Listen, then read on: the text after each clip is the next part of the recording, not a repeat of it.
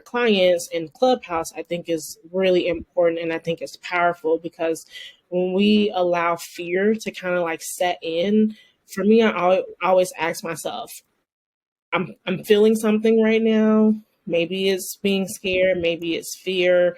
I don't want to show up in a certain type of way. And I ask myself, well, if I don't do this, if I don't raise my hand, if I don't ask this question, if I don't go to this webinar, if I don't find this community, what are the implications of that on my life? And to me, those implications are greater than feeling like I sound silly, or feeling like it was a silly question, or feeling like, I, didn't want to ask. I didn't know.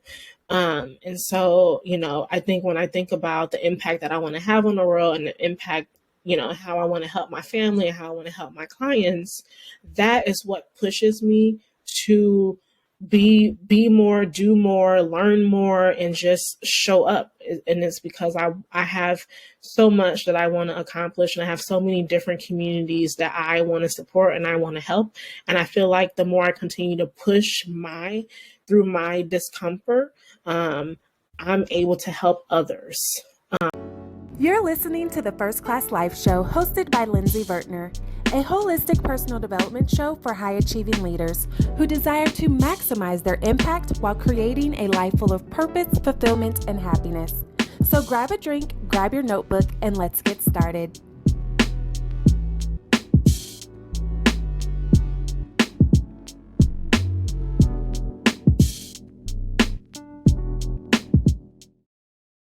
Hey, First Class family. Welcome back to another episode of the First Class Life Show. I am your host, Lindsey Vertner, mindset expert and professional speaker. And today we have Danette Buie with us. We're going to talk about a lot of great things. But before we get into that, let me just say I am super excited that you are here with us.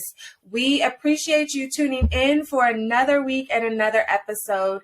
And I know that you are out there maximizing your impact while creating your first class life full of purpose, fulfillment, and happiness, which means you don't have time to waste. So we're going to hop right into the discussion, but make sure that you subscribe, comment, love, like, share, leave a review, do all the things. And when you post your insights and ahas on social media, be sure to tag us because we like to join into the conversation with you, okay? So with that said, hello, Danette. Welcome to the First Class Life Studios. How are you?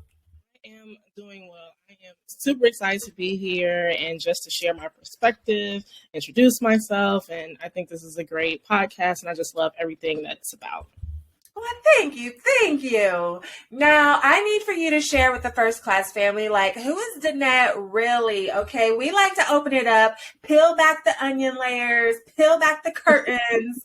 Girl, who are you? Give us the good, juicy details, okay? Absolutely. So my name's Danette, but I go by Danny.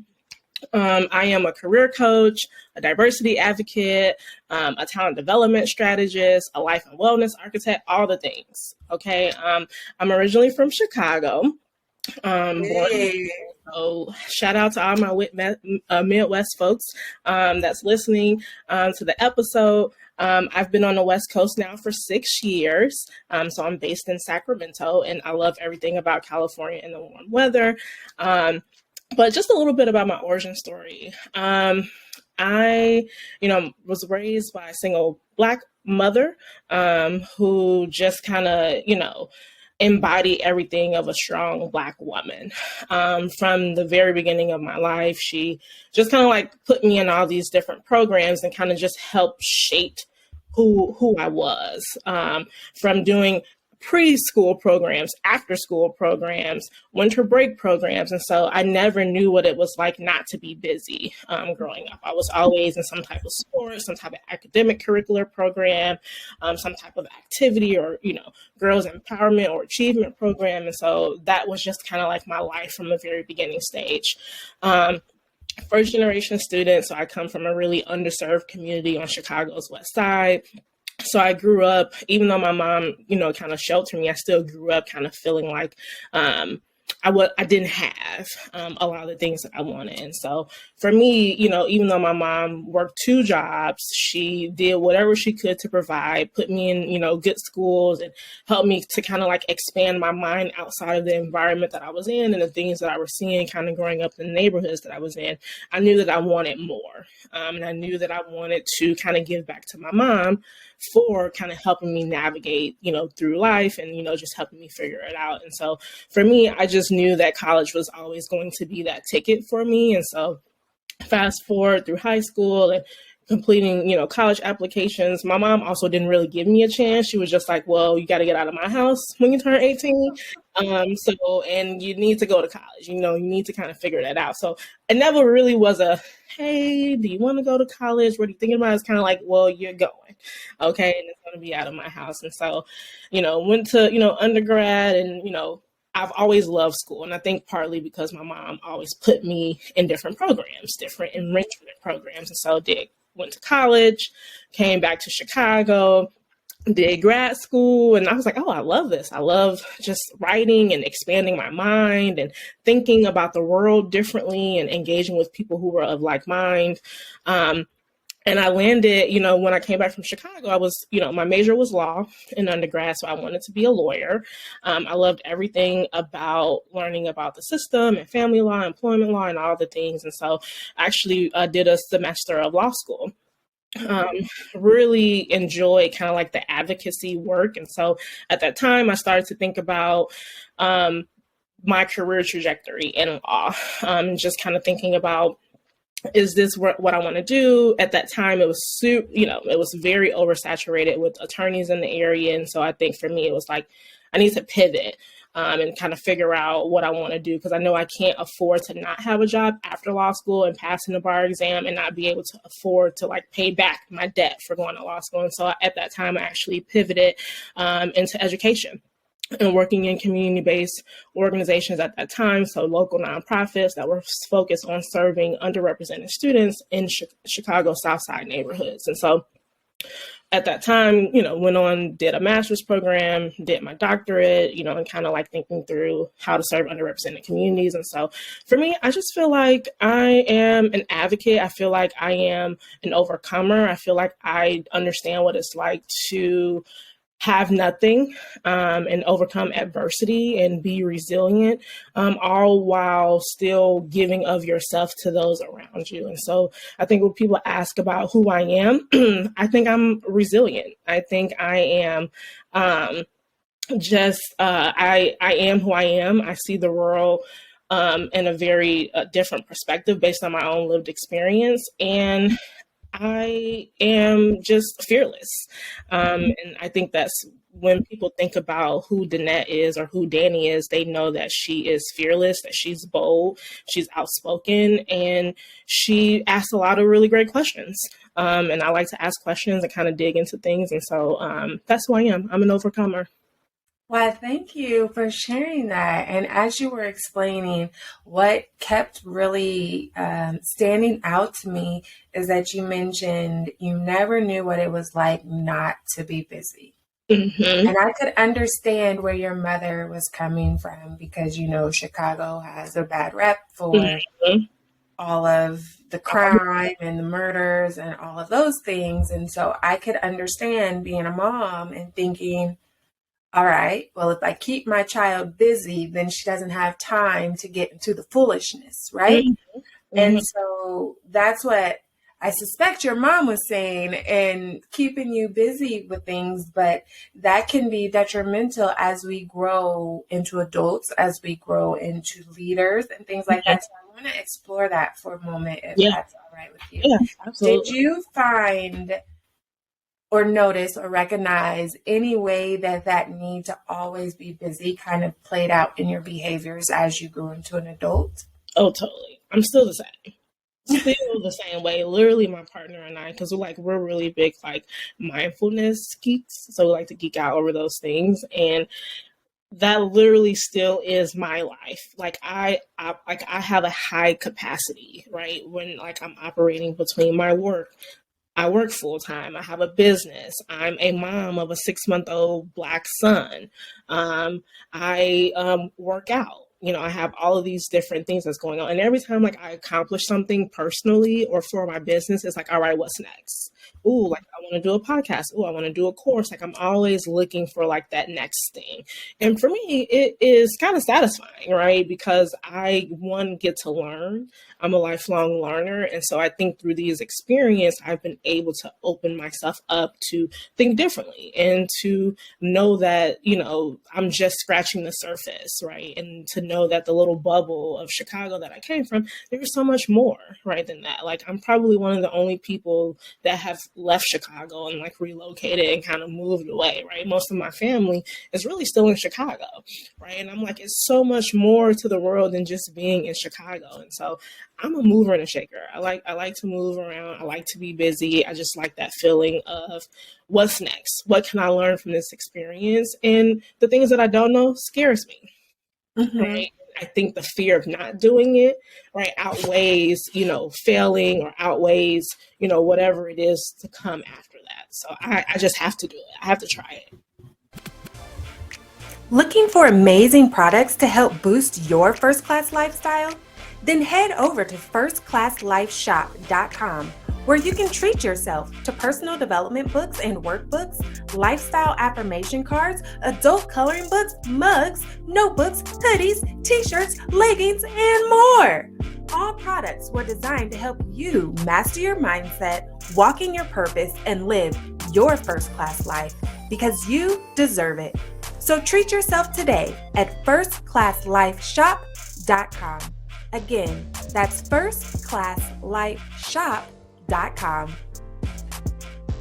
The fear of the unknown scares me. I noticed that you said that. And I know sometimes we can use our busyness to keep us from addressing the things that we need to address or facing that fear of the unknown or that fear of being with ourselves or being still or being silent.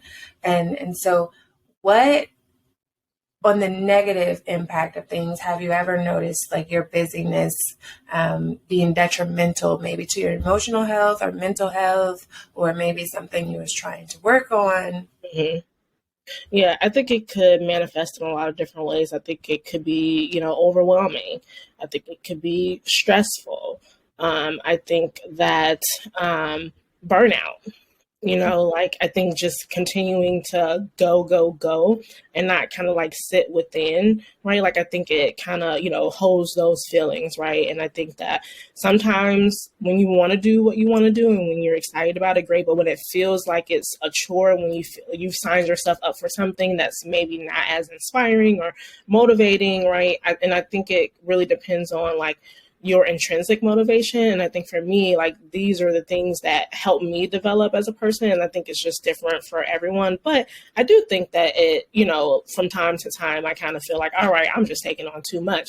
I have to look at my calendar and see what I can push out or what I can, scratch off and kind of have to manage that way.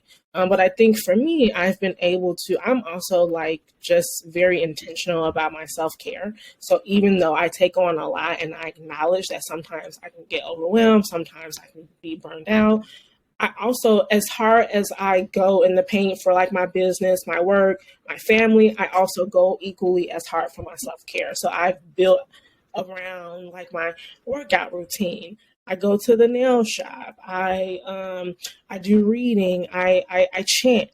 I do these things to help ground me because I know that I can go a million miles per hour, and I can literally just be sitting there and I get an email and I'm like, oh, I have to do all these things. And so I think, yes, feelings of burnout, being overwhelmed, but I think what is important as when you go hard, I think it's important to go equally as hard for your self-care. Yeah, because I know we definitely like to prioritize self-care, self-worth, and self-discipline here in the First Class Life family. And so what tips would you share with somebody that's listening right now that does thrive on being busy and doing all of the things to really just take a moment and take a rest? And they're struggling to do that because, like you, they like being busy. They like doing all the things. So what advice would you give to them to pull it back sometimes? Not all the time, but just every now and then to reset. I would say, one, writing down these things. I think for people who are high achieving, who enjoy being busy, our mind goes a million miles per hour, right? Like we could be doing one thing and still our mind is double minded and we're thinking about all the other things that will come after that. And I think what has helped me is to, one, acknowledge when I'm doing that. And then two, what has helped me is to write these things down. And for me, it's helped work to like slow my mind down. Because sometimes it also has led to me not being able to sleep because my mind is going a million miles per hour and I can't rest. And so that has helped me. I think also people who are high achieving, who run a million miles per hour, we're probably very organized and have our calendar, multiple calendars that we're managing. And so I think when you're looking at your week or your month or you're making plans for 6 months, like I think it's important to like understand like what days are you going to block out for your self-care routine, right? And if you work on like a 7-day sprint, like 2 or 3 of those days, are you going to go and do something for yourself? And so I think it's important to be intentional about how do you kind of like decompress and how do you relax. Also, I've kind of been asking myself this in the pandemic about what brings me joy, right? And kind of like what is that healthy distraction away from all the million and one things that I know I need to do. And for me, it's listening to music, it's traveling, it's meditating, it's connecting with like-minded individuals and just kind of being a support system. And so making sure that you can't pour from an empty cup. So making sure that I'm being intentional about how am I replenishing my cup.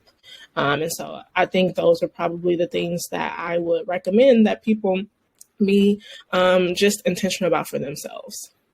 Yeah, because self-care is so important and we don't realize how it's connected to everything that we do, both personally and professionally.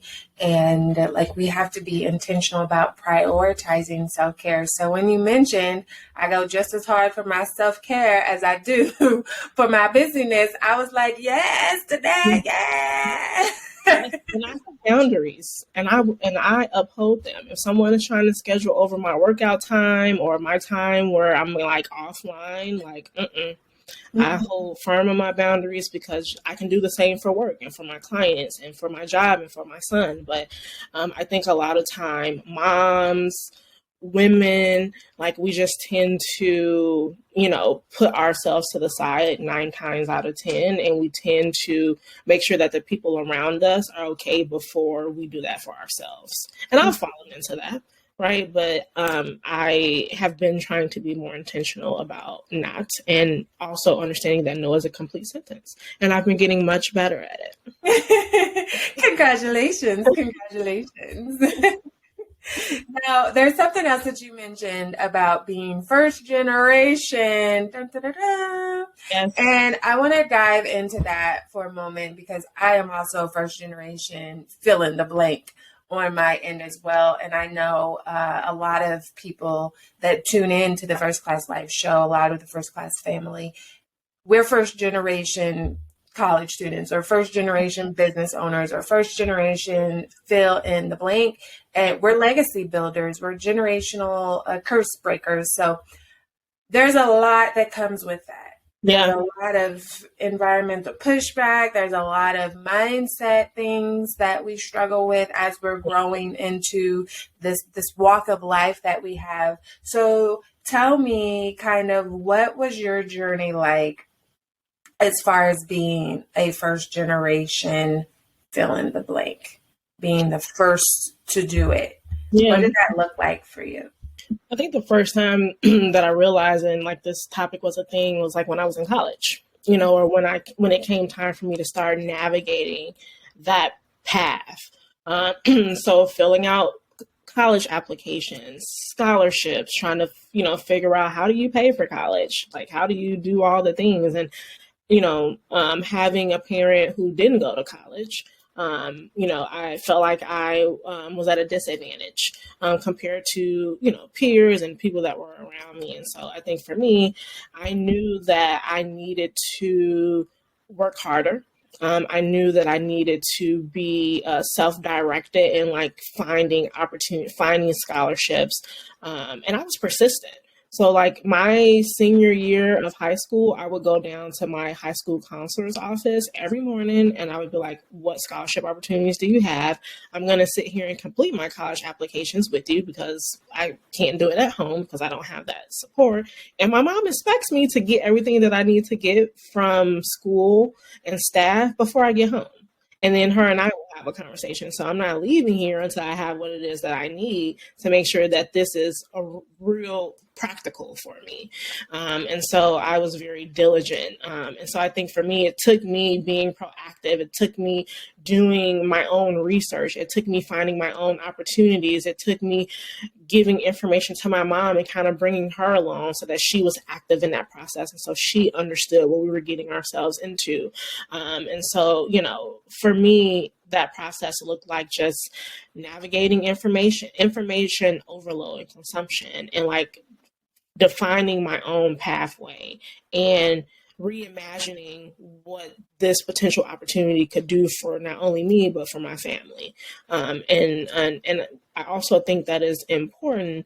And a lot of my research and my doctorate was centered around the first generation construct, just because I feel like it has such a heavy and deficit based kind of like understanding and like association to it. It's kind of like you're forming your opinions about me because of, you know, I don't have family, you know, who went to college and I don't know this pathway. And so I've spent a lot of time talking with people about, one, it's about mindset, and it's also about trying to change this narrative from a deficit base and how we understand first generation fill in the blank to making this, taking your power back and saying, hey, like I'm going to operate on my strengths. And even though I might lack having certain resources or information, what I'm going to do is kind of close that gap based on my own will, based on my own intention, based on my own proactiveness to make sure that I have what I need to navigate these spaces and do what it is that I want to do to accomplish my goals, whether it's owning a business, going to college,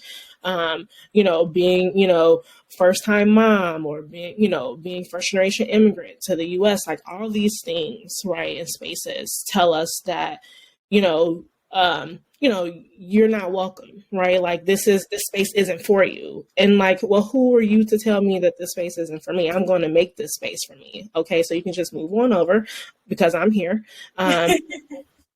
I'm not turning away. And for me, you know, people say that,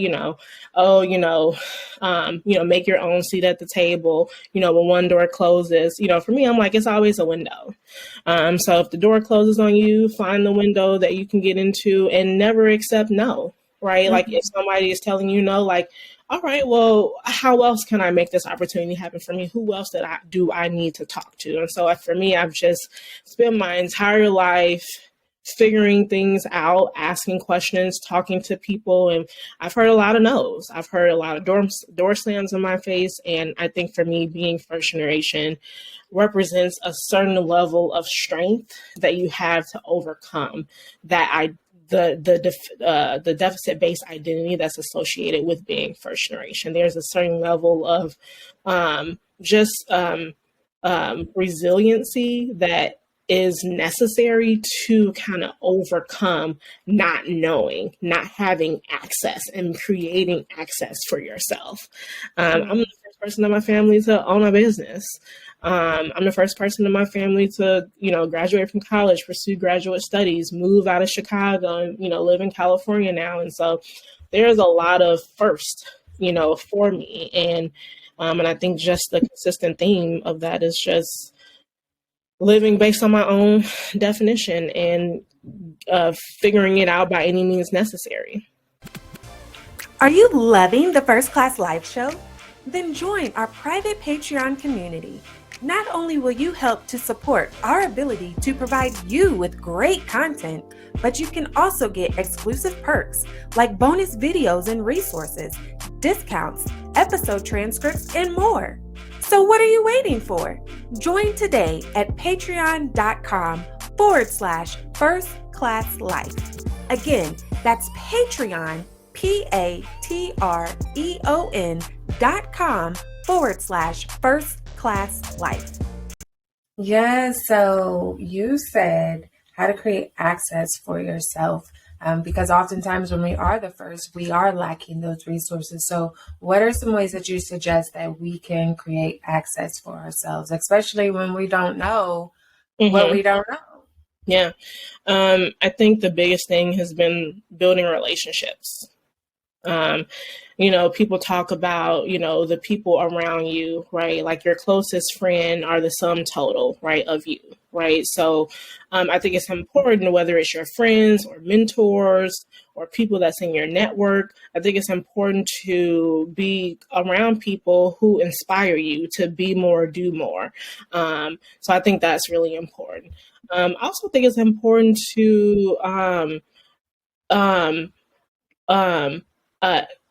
uh, just access and like research information, right? Like Google is a powerful tool, right? So if there are certain things where you're like looking at, how to figure out how to start your business and all the paperwork that's associated, or, how to negotiate your salary, or all the things, right? Like I think it's very important that you kind of put your best foot forward to figure out as much information on your own, so that when you do get an opportunity, whether it be a workshop, an event, a career fair, right, you have armed yourself with information where you can ask the right questions.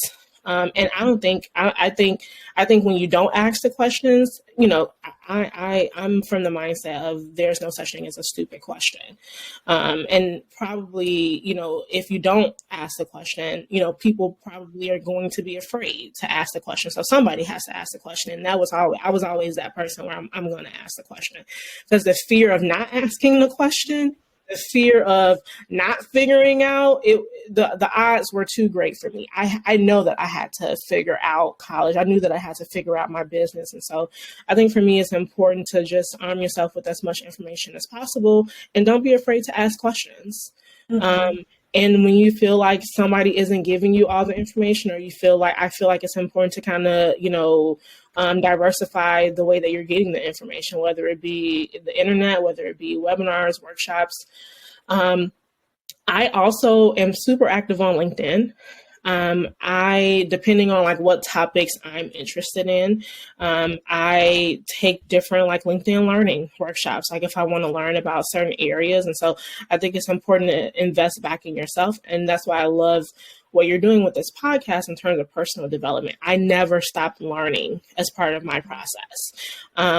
If I wanted to be a career coach, I wanted to kind of have that coaching skill set, not just for people in career, but people who, being a diversity consultant, just being a coach in general. And so I research different coaching programs to kind of help give me that skill set and being able to ask powerful questions and show up for people in the best way. So I think it's important to just understand what it is that you want to do and research that information. So I would say that's another way of, kind of navigating the whole unknown, first generation. How do you kind of level the playing field for yourself? How do you, when the door is shut for you, how do you figure out which window to go in? So I think that's been pivotal for me. So I noticed that you mentioned first building relationships and then asking questions. And I can think of two things with that, especially with the asking questions apart, because obviously when we are leaders, sometimes for a lot of us, not all of us, but we can struggle to ask for help. For whatever reason. Maybe it's the fear of rejection, fear of failure, the fear of feeling like you'll be viewed as stupid. And so what is your top tip for getting out of that space? I know it's kind of different for you because you've always, been the question asker, but for that person that struggles to ask for help for whatever reason, maybe they're worried that people will view them differently or whatever it is. What would you say? Like, how can we move from I don't want to ask any questions, I don't want to ask for help, to, all right, I'm going to be comfortable enough to know that I need to ask for help, whether that's help learning how to run my business or help learning how to apply for this job or whatever it is, but I need to ask for help. A few different things. I think it's important for people to identify where their safe space is. Is it writing? Is it your mom or a parent? Is it a friend or a partner? I feel like when you kind of, figure out what your safe space is, I think those spaces aren't as daunting as, kind of like asking a stranger who you don't know, like, can you like look at my resume or can you like refer me for this job, right? And so I think it's important to kind of start with things and people that feels familiar and explore the fear in that safe space, with a partner or a friend, or whether it's writing to yourself and kind of like understanding what is it that I'm afraid of. And also sometimes we don't really know what we're afraid of. We just don't really have the tools sometimes we don't have the tools to know what to ask or how to ask. And so for me, I think for the people who, for whatever reason, don't ask, right? And they're trying to muster up the courage or figure out how to position themselves. I think you kind of got to start internal first and find that safe space and then go from there. I will always kind of, bounce ideas off of my mom. And even though we're from different generations, we have different school of thoughts and we have different lived experience. When I have conversations with my mom, her perspective is very different from maybe someone who I went to college with, or maybe someone who I've worked with. And so I think the diversity of perspective from people who you feel where you've been able to create that safe space is important. And I think sometimes that kind of builds up our capability to muster up the courage and like ask those questions and seek out those answers. And I find that like for me, like this is probably one of my first podcasts. I want to do more public speaking. I want to share my story more. And so I think for me, even though, someone might be dying on the inside, the more you get comfortable with doing these things, the more you put yourself out there a little bit, right, the easier it will become. And I feel like you will be able to figure out if it's something that you're okay with, if it's something that you'll just with a little bit of practice, you'll be able to overcome those things. And so the more you start kind of like raising your hand and, asking those questions or signing up for webinars, and even if you don't attend live, maybe you put your Q&A in the chat box because maybe you don't want to kind of, ask a live question, or maybe you email the person afterwards. I still think there are different ways that you can explore, without giving up so much of yourself and putting yourself in a, uncomfortable position. There are other ways where you can get the information. And it doesn't have to be always live. It can be an email. It can be a DM on social media. And if you are comfortable, maybe it can be like an in-person handshake in a conversation. So I feel like the result that you get when you put yourself out there and when you continue to practice at things that make you uncomfortable and leaning into the discomfort is really where you grow, really where you start to overcome and kind of, bring down that wall of failure, the fear of failure, or whatever it is that you feel like might be holding you back from your next level. Yeah, that's really good. Like, it reminded me of a client that I had that, preferred being in the background, never wanted to be in the forefront or take the lead on anything. And so I remember her saying every time, like after working with her for a while and her confidence and things like that, every time that she feels like, oh no, I'm not going to raise my hand. Like, say, for example, on Clubhouse. And for those that don't know what Clubhouse is an audio app where people could, give lectures, they could just talk, they could literally do whatever they want. And so oftentimes people would host rooms on Clubhouse where, they're talking about things and people tuning in could raise their hand, their virtual hand, and ask a question or engage in a conversation. So we'll use Clubhouse as an example where she, said every time I felt the urge to not raise my hand, she knew that meant that she needed to raise her hand, and she would just push the button before she talked herself out of it. And now she can raise her hand with ease whenever she has a question or has a thought that she wants to add to, the conversation, and just building that confidence. Like, it took some work. It took some intention, but as she did it more and more, it became easier and a lot more natural. So I'm glad that you mentioned that. One other thing that I wanted to ask you, following all of the things that you said, is that you mentioned, ask the people around you for help, ask their advice, how you bounce your ideas off your mom. And your mom was very, very supportive. However, I know that there are some people that are tuned in right now and they're hearing this and they're like, but I didn't have that. I didn't have the support, not from my mom, not from my dad, not from any of my caregivers. My friends, they're not on the same path as me. Like, they are fine going left when I'm trying to go right. They're fine with, staying wherever they are, not necessarily criminal activity or anything, but they're fine with less, and I want more, right? And so what do you say to that person that's tuned in right now that feels like they don't have a support system, like nobody around them that they know they are able to ask for to help them reach that next level of more? Yeah, I think it's a great question. And I know people who are kind of like in that position where they're like, you know what, I just need different. And what's happening around me right now is just not what I see for my life. And I don't have people around me where I can talk to. And so I think for me also, my mom was a really big support system, but my mom had limitations, right? There was just things that she didn't know about. And so what has helped me is finding social communities, depending on your interests, depending on, what you want for your life. And so I'll give an example.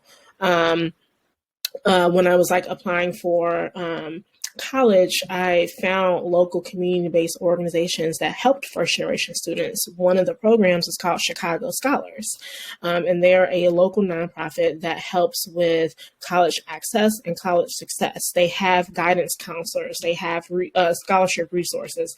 And so I think for me, it's about understanding what goal or outcome it is that you're seeking, whether it's, pivoting careers or building up your confidence or finding a mentor, negotiating your salary. I think there are so many different communities and online groups that exist.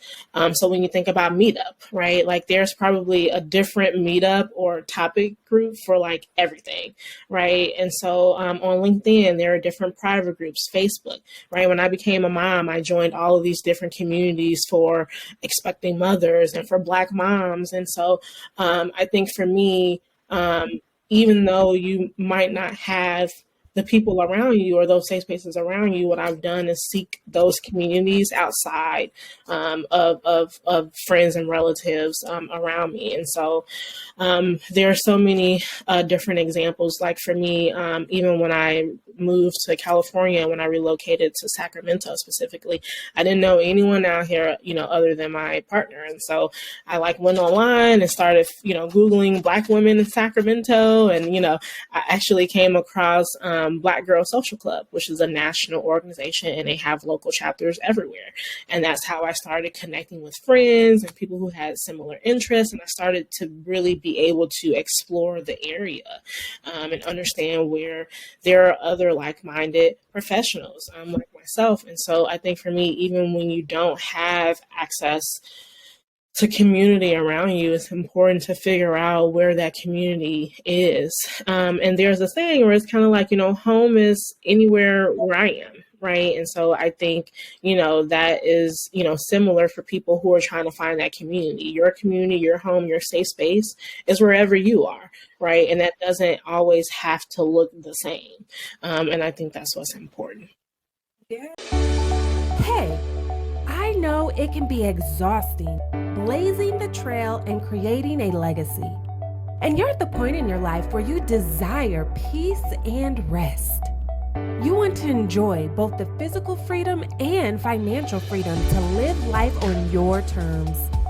You understand the importance of prioritizing your self-care. And you know that you're worthy of transformational experiences surrounded by other high-achieving, goal-oriented women just like you. That's why you deserve to be treated like VIP at the First Class Life Luxury Self-Care Retreat for Women. You deserve to show up and just be you. Away from the titles and roles that keep you busy from day to day. You deserve the luxury to fully unplug. It's time for you to embrace your first-class life.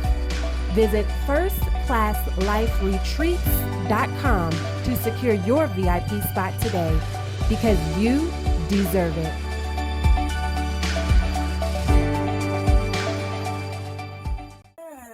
Finding your community, really building those relationships that way. You have to, step out of your comfort zone, overcome that fear, and know that once you put yourself out there, you can find the support and the community that you need. You can find the friends that you long for. You can build your own family, so to speak, if you don't have the best of families in your bloodline type of thing. So thank you for sharing that. I know that we've been talking a lot about first generation, this, first generation, that, and I really want to ask you, what were some of the mindset shifts that you really had to overcome? Because part of being first is a lot of unlearning, even outside of being a first, just from society in general, there's a lot of unlearning that has to be done. Even when you want to leave your immediate community and go explore the world, you have to go through a lot of unlearning, because especially if you live a sheltered life, then it's like, some of the things that you held to be true because that's what you grew up with, that was the only thing that you knew. And then once you leave and you're like, wait, this isn't how it works. You had to do a lot of unlearning. And so being a first generation, I know there was a lot of unlearning that goes into that. So what were some of the mindset shifts that you had to overcome to reach your next? Yeah, I think scarcity mindset. Growing up with not having, right, limited resources. My mom was a single parent. She worked multiple jobs. Like, we were figuring it out, right? And so I think for me, as I've, entered adulthood and I've been able to establish a life for myself, kind of getting out of the mindset of not having and feeling comfortable for once in my life where I can afford certain things. And so, being able to look back at all my hard work and to see where I've come from. And so I think for me, I don't have to have that mentality where I'm like, no, like I can't have, or like I want to be able to enjoy these things with my family, but I can't. I heard a lot of no, growing up for myself. So for me as an adult, for me, it was about how can I turn this no into a yes for myself? Is it me going to school? Is it me finding a community that helps support me? Like, is it me paying for a course to invest back in myself? Is it me finding access to free resources or community? And so for me, I think it's shifting from scarcity mindset to what are ways where I can make it happen, for myself. I think also, I talked about the deficit-based mindset, and I think that being first is often associated with at risk, right? And I think it's very important to understand that there's so much power, strength, and even vulnerability in that first generation kind of title and identity. And I think it's important to understand that while there's a lot of research and just, lack of things, access, experience, skill set, like things that come with being first generation, there's also a lot of beauty in being able to navigate the world from that perspective, and, be able to figure things out for yourself. And knowing that by doing that, if you do decide to have kids, or if you do, plan to provide for your family, there's so much that you can do to, like you said, break those curses, break the generational curses. And so I think for me, it's powerful to do that reframing on your own, and explore the possibilities. I also think unlearning I think communication has been so important for me. And I think oftentimes, especially coming from communities where I come from, we don't communicate enough. We don't, we might have feelings about something, and because we want to avoid conflict, we tend to not say anything out of fear of like hurting someone's feelings or not wanting to be in conflict with someone. And being dismissed, understanding kind of like attachment styles and identifying, people who may have triggers or are avoidant, and how does that impact how I communicate and how I show up and how I advocate for myself. I feel like self-advocacy has really been the tool that has helped me to navigate a lot of things, because it's kind of like if I don't speak up for myself, right? If I don't ask questions, I'm putting myself in a position where I could potentially set myself back and my family back multiple generations because, I don't ask, or because I haven't, went out on a limb or stepped outside of my fear to think about these things differently. And so like the story that you talked about with one of your clients in Clubhouse, I think is really important. And I think it's powerful because when we allow fear to kind of like set in, for me, I always ask myself, I'm feeling something right now. Maybe it's being scared. Maybe it's fear. I don't want to show up in a certain type of way. And I ask myself, well, if I don't do this, if I don't raise my hand, if I don't ask this question, if I don't go to this webinar, if I don't find this community, what are the implications of that on my life? And to me, those implications are greater than feeling like I sound silly, or feeling like it was a silly question, or feeling like, I, didn't want to ask because I didn't know. And so, I think when I think about the impact that I want to have on the world and the impact, how I want to help my family and how I want to help my clients, that is what pushes me to be more, do more, learn more, and just show up. And it's because I have so much that I want to accomplish, and I have so many different communities that I want to support and I want to help. And I feel like the more I continue to push through my discomfort, I'm able to help others figure out how to navigate that. And so, yeah. Yeah, what I'm hearing you saying is basically you got to become an advocate for yourself. Yes. That sounds like the running theme of everything that you have mentioned so far. You have to be willing to overcome that fear. You have to be willing to ask questions. You have to be willing to ask for help. You have to be willing to want more for yourself and take that next step. You don't have to take all the steps, but take that next step that will open you up to more. And then once you do that and you get there, okay, now you can open yourself up to even more, and, really not being worried about where the people that we may or may not be leaving behind are going to think about it. And we can't worry about that because everybody makes their own decisions to create the life that they want to live. Because eventually it is no longer the responsibility of your upbringing and your caregivers. At some point, you make the decision through your thoughts, words, and behaviors of how your life is going to turn out. And so you really have to take your life into your own hands once you reach a certain age level and are able to do those things, and advocate for yourself.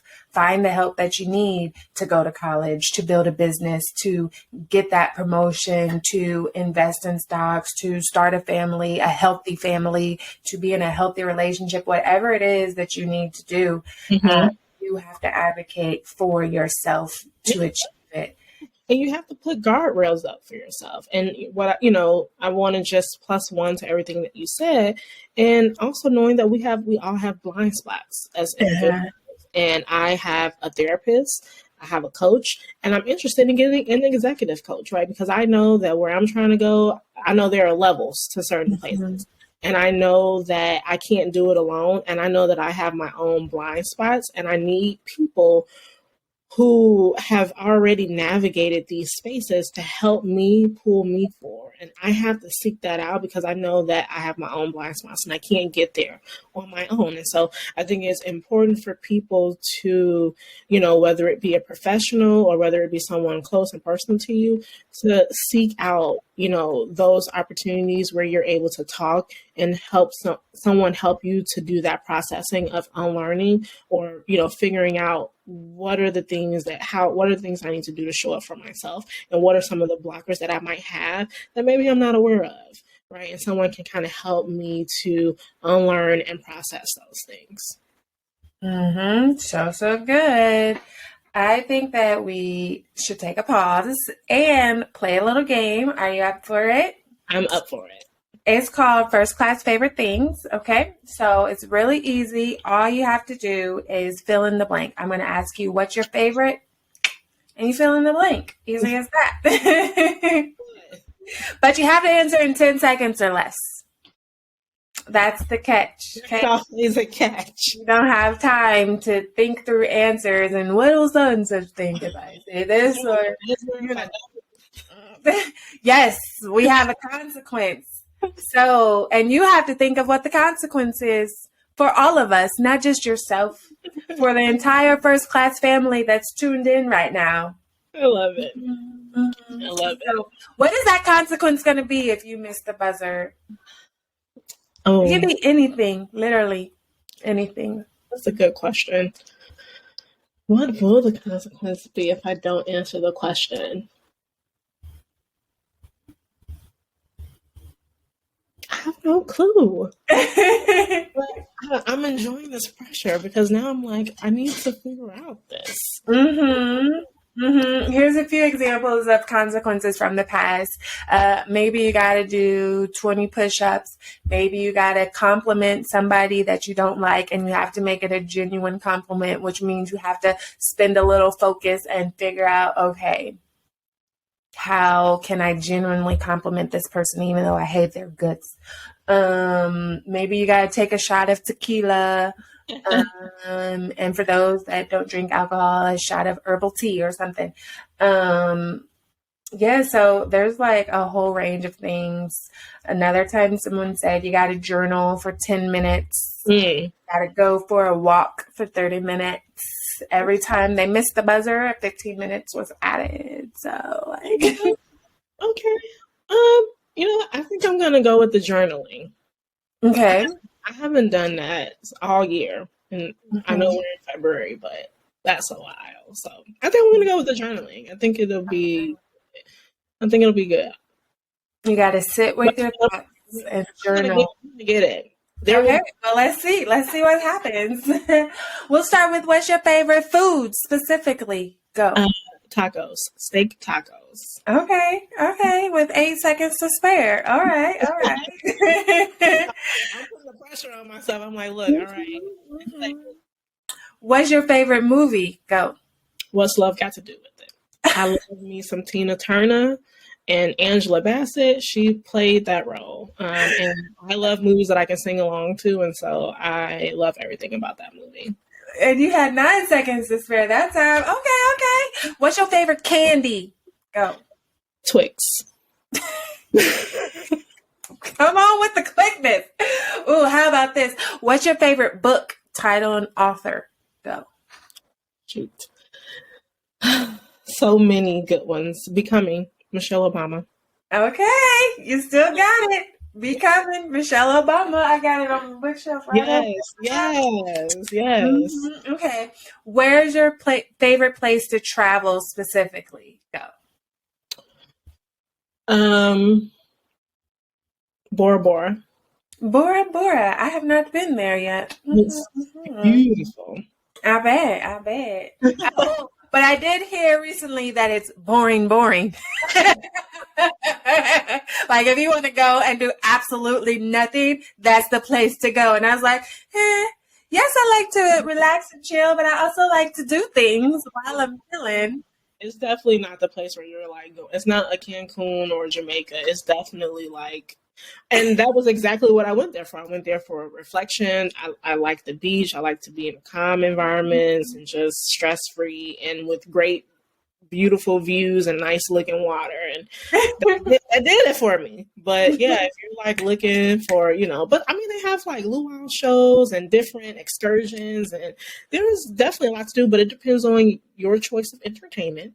And knowing that that place might have limitations depending on your choice of entertainment. Got it. What's your favorite activity to do to relax? Go. Massage. Okay. That's my type of relaxing. All right. Matter of fact, I'm overdue for a massage. Let me pull my planner up after we're done here. Okay. What's your favorite song, title, and artist? Go. Anything Beyonce. Oh, gotta pick a song. Single Ladies. I mean it. It was going on before you said Single Ladies. Journaling for 10 minutes, but I just picked one of her songs, but I definitely have so many other songs that are favorites. I just can't think about them in 10 seconds. It's too many. Single Ladies by Beyonce. Okay. Now everybody has to journal for at least 15 minutes today. Okay. Oh, so you went in 15 minutes? Hmm? You went from 10 to 15 minutes. Oh, well, yes. You see what she doing? 15 minutes. That's what happens when you don't write stuff down in my life, okay? 15 minutes. That's what we got here. Okay, one more. What is your favorite catchphrase or saying? Go.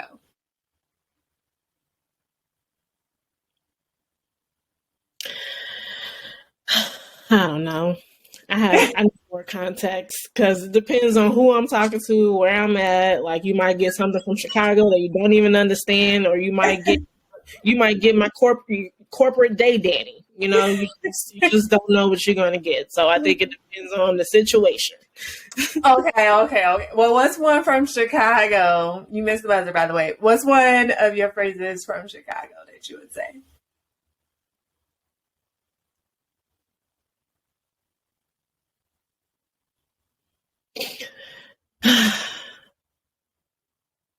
I don't know. I don't know. It just depends. And you know what? And it's so funny because sometimes it just comes out. I could be talking to my partner. He's from New York. So we have this New York versus Chicago thing. And he's like, what did you just say? And I'm like, oh, you don't know what that is? I feel like it just depends on what I'm talking about, what's going on. But I can't just think of it right now. But yeah. It's okay. We're going to let you slide. And you missed 2 buzzers. So now it's 20 minutes of journaling. Yeah. Yes. So it worked out because if you missed 2 buzzers and if I originally said 10 for this one, 10 for that one, that makes 20 minutes. So there we go. Everybody's got a journal for 20 minutes. Reflect on your thoughts. Reflect on yourself. Yes. And you better set a timer, okay? Don't be trying to quit after 2 minutes. Yes. But thank you for playing our First Class Favorite Things game because you are now a part of our uniquely curated list of First Class Favorite Things. You know, Oprah has her favorite things. We have ours. And First Class Family, if you want access to that list, our favorite reading list, our song playlist, where we like to travel, and our favorite things to do to relax because we prioritize self-care in our life, make sure you join our private Patreon community where you will get access to our First Class Favorite Things list, bonus videos from our phenomenal guests, and so much more. All right. So meanwhile, let's get back into this conversation. If you're new to the show, then First Class Life is actually an acronym that stands for all of the different characteristics and skills that you want to embody into your lifestyle.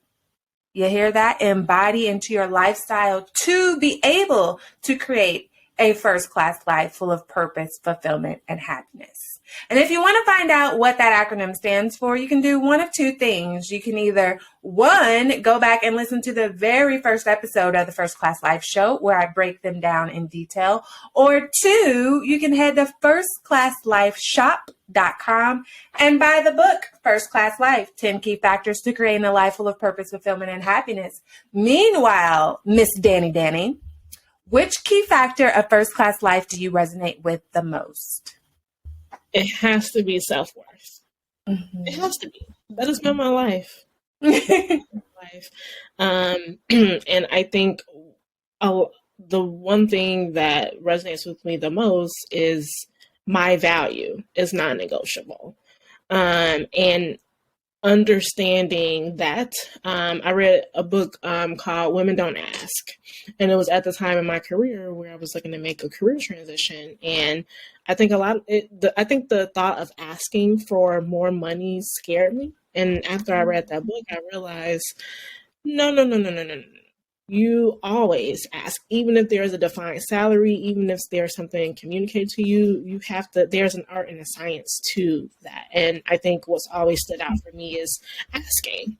And knowing my value and what I bring, not only to work, my business, but to people around me, and knowing my own worth and my value, I think is really important. So that resonates with me deeply because it's how I interact, it's how I show up in the world. I